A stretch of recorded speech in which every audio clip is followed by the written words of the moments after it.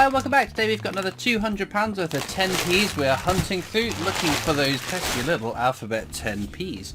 Ideally we want some 2019 ones. We've never completed a 2019 book, but we're 6 coins off of completing this one. We've got the letters A, C, D, E, F, G, H, I, J, K, L and M, N, O, P, R, T, U, V and X. So 6 to go. But we've been hunting these last 6 for a long time. So we started another 2018 book. This is our 3rd 2018 book. We've not made that much progress on it. We've got I, we've got M, we've got V, we've got X, and we've got Y. So, what's that? 5 altogether? So, plenty of them out there still to find, so let's get into these bags, see what we get. Okay then, whilst the coin hunt is ongoing, I'm going to be going through some recent comments left on my videos, whether they're questions or just comments I wanted to respond to. If you get a random love and a like from me in the comments, that means it's gone into my little data bank of questions for these 10p coin hunts. So we're going to start with Stefan Moss, who says, what's going to happen when they do away with coins? The question I've covered a few times in the past. Being an online coin collector, the idea of a cashless society is always a hot question. So we'll attack this from 2 perspectives. So assuming we do go cashless, and that happened very rapidly and very soon, I think we still would get commemorative coins made. All you've got to look at is the £2 coins. Since 2016 we've not had another circulating commemorative £2 coin, but we've still had plenty minted for collectors to purchase and put in their collections. Likewise, the £5 coin is a denomination that hasn't been used in circulation, but we still get regular £5 coins. So if we did go cashless, the Royal Mint would still make physical coins for collectors to purchase and collect, is my opinion. The other angle attack is, will we go cashless? And this is a concern that doesn't really rank highly on my list of concerns, because all you have to do is look back a few years ago when there was talk of the penny and the 2p coin being scrapped. It's no longer made, no longer used, and slowly weaned out of use, much like the halfpenny was back when we decimalised. Now the whole country went mad. People were not happy about that. They were very upset, and the idea was shelved, and they carried on making pennies and 2p coins. So if the country's going a little bit nuts over a denomination which, to be quite frank, gets very little use. I mean, what can you buy for pennies or a 2p coin? How many pennies and 2p coins do you need to make even the most minimal of purchases? Now, I don't want to go cashless. I would be all for keeping the penny and the 2p coin, but like I'm saying, if the country's going nuts over a coin that generally sees very little use, if they're then talking about getting rid of all physical cash money, I think the countries will go even more nuts over it. So not something that I am particularly phased or worried about, I must admit. Right. Michael Sargent says, another interesting hunt, thank you. Risking being a bit negative, what is your least favourite £2 coin? Mine is the gunpowder plot, because I can't see anything about it which immediately suggests the subject. My favourite is Richard Trevithick coin, which seems to have little or no collectible value. I mean, there aren't really out in circulation coins that I really hate. I guess the closest I'd say is like the Benjamin Britten 50p. I don't like the bobbling in the background. I think it obscures the view of the coin. It works on some coins, I just don't like it on the Benjamin Britten one. In terms of £2, to contradict what you said, I think I would have to go with the Trevithick steam locomotive. The design doesn't exactly jump out at me. I'm not overly excited by it. Or I guess, I know what it is. It's not one in circulation, but the Dame Vera Lynn £2 coin. They did her dirty with that portrait. It's a very unflattering portrait of her. Paul Hoskins says, if the Royal Mint asked you, Christopher, would you want to do a design for a coin? I would love the opportunity to do that. That would be unbelievably exciting. I mean, what coin collector wouldn't want their design to be put onto coins, potentially to be used in circulation, but otherwise for collectors to purchase? That would be the coolest thing ever. So yes, if I was ever asked to design a coin, I would say yes in an instance. In an instant, not an instance. Right, oh my goodness. Okay, Numismatic Master says, while you can buy coins because you enjoy them, I still don't want to throw money at something just for it to lose value. I'm very picky about what coins I buy and at what price. I enjoy the coins as well, but I don't want to lose money if I'm putting hundreds or thousands of dollars into a single coin. So that's in relation to, I've said many times, lots of the modern Royal Mint coins, the silvers and whatever, they do lose value, unfortunately, and it would be much cheaper for the majority of the coins to buy them 6 months later on the secondary market. All you've got to do is look at, say, the 2018 Beatrix Potters, those silver-proof 50p's, the price tag that they were selling for originally from the Royal Mint, and then what they were selling on the secondary market even now. The problem is... So I, as I said a bazillion times, I never buy coins as an investment. I always buy coins because I want them in my collection. Everything else is sort of is not overly concerning for me. I don't plan to cash out or sell my collection. I buy them to have them. The concern would be if there's a coin that I decided, I'll wait 6 months and I'll buy that in the secondary market and save myself some money.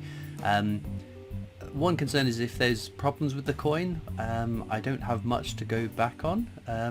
If I buy one from eBay or a Facebook group or whatever, just a third party purchase from them, and it's not up to the standard I would expect, I've got nothing to go back to, or little course of remedy. Whereas if I buy from the Royal Mint, I can go to back to the Royal Mint and say, oi, I'm not happy with this, and get it swapped out for another one potentially. But there's also, I know it would be sod's law that the first coin I decide, actually I'm not going to buy this, I'll buy it later because I think it's going to crash in price. That'd be the one that ends up going absolutely crazy in price, and I'll have missed out on a coin that end up having to spend more money than it would have originally cost by not having bought it from the Royal Mint. So it's just a bit of this, bit of that. I guess with any sort of hobby where there is an expenditure, whether you're making model airplanes or whether you're, I don't know, building a go-kart or rally car or whatever it is you're sinking your money into, some of that is going to be lost, isn't it? It's just the enjoyment of it, of going out for a big fancy restaurant meal. You're going to eat the money and it's going to disappear. It's just, is the experience worth the cost of it? And to have these lovely coins in my collection, I think is worth it. Alan Black says, what's your thoughts on the Dinosaur 50p's? I think they will be really cool coins and think the non-coloured ones look better. Pretty positive actually, and especially now that I've actually got the coins in my hands, I really like that sort of ripply effect in the background field of the Tyrannosaurus Rex 50p. I like the design. I think it's an exciting design. I like how it looks. I think it works really well with and without colour, which is sometimes tricky to achieve. There have been coins where it works much better with colour than the version without, and then other examples where it works much better without colour than with colour in the design. So I was pleasantly surprised by that, especially with the non-colorized silverproof 50p having such a small mintage figure. I think that is a coin to watch for the future. Only 500 of them is unbelievably low for a 50p, which tends to be the more sought after denominations to collectors. My only concern with them is the previous 6 Dinosauria, so the Mary Anning collection and the Dinosauria collection, they were all dinosaurs whose remains or fossils have been found within the UK, so still keeping a UK attachment. I don't know about the other 2 dinosaurs, I haven't looked into it, but I know the T-Rex, none have been discovered in the UK, so it is that constant concern that the Royal Mint are opening the door to then start churning out more and more and more, I almost said the word tat, but I guess, yeah, if they're starting just to mint all sorts of stuff that has that are removing the relevance to have to be UK themed to be on UK coins, I think that sort of erodes some of the prestige that the Royal Mint has built over the many years they've been running. So yeah, that was my only concern. But for the products themselves individually, I like the set. I think they're exciting coins, and I can't wait for the other 2 to come out. Una Henderson says, do all coins go to the whole of Britain? Here in Scotland, never got the 10p alphabet coins. So yes is the easiest answer, but there is a caveat to that. So the way the coins are distributed across the whole of the UK, the Royal Mint down in South Wales makes all of our coins. They have a big warehouse on their premise where they keep all the coins ready to go out interchange when it's needed. There are cash centres up and down the country, and they are the ones cash centres which then supply coins out to the local businesses, banks, post offices, So when they are running low on a certain denomination, say there's a run on £2 coins up in Scotland, or in the north, or covered by whatever cash centre it is, they will then go to they'll contact the room and say, oh my goodness, we're running out of £2 coins, we need some more. They'll get sent up to the cash centre, and then they'll start being used and put out into circulation. So if the Memorial is a bad example. If we take the Isaac Newton 50p's for example, Royal Mint minted just over 1 million of them, they're in their long store, and then all of a sudden, I don't know, one of the cash centres down in the south of England says, we're running out 50p's, send us more 50p's, and those Isaac Newtons are the first ones out of the door. That's where they will start landing initially. Now obviously you spend money in banks, in shops and whatever, that goes back, eventually gets back to the cash centre, redistributed, so it does get spread around over time, but initially you might see hotspots in certain areas where the coins have gone into circulation at a specific cash centre, and the banks, the shops, the post offices that cash centre provides cash to, that's where they might start turning up quicker, unless it happens. Sometimes it has happened where coins have been prioritised and rushed into circulation, so instead of going through the whole process of going to the Royal Mint long store, going out to the cash centres, being distributed to the businesses that need it, sometimes they just whack a load out into post offices up and down the country. So a bit of yes, a bit of no. We'll wrap up with one more question from Meow Cool. Says, hi there, I've not asked a question before, but I'm also newish here, so apologies if these questions have already been asked. Number one, do you use duplicate rare coins to put towards buying more coins to go through? Yes and no. So sometimes I keep, so the coins that I keep I have plenty of duplicates of, but I'm keeping them in my wider collection. Everything else, the common stuff, the non-commemorative stuff, goes straight back to the bank so I can get more coins out next week. Number two, I've been coin collecting for 9 years now, but have only made a few videos of my coin collection. What cameras do you recommend, as it can take me a few minutes for my current camera to focus on a coin at a time? So I am not a camera tech guy, I must admit. I bought my camera, it's a Canon EOS 80D on the recommendation of my brother, and the lens that went with it, because I can't even recall what kind of lens it is, because my brother is much more into cameras than I am. But if you've got a good smartphone, a new up-to-date smartphone, that would do. That's what I first started recording videos on. Right, number three, do you use a website to check what dates exist for certain coins, and is there and is very accurate? So what is the name of the website? So it's not something I use anymore, because it's lodged into my head as to what are out there, and when they come out into circulation, new coins, I tend to pick it up quite quickly. The Royal Mint website is very good. They've got their mintage figures list as well. I'd highly recommend that as a source of information, or New Mister. I do love New Mister. Right, finally, number four.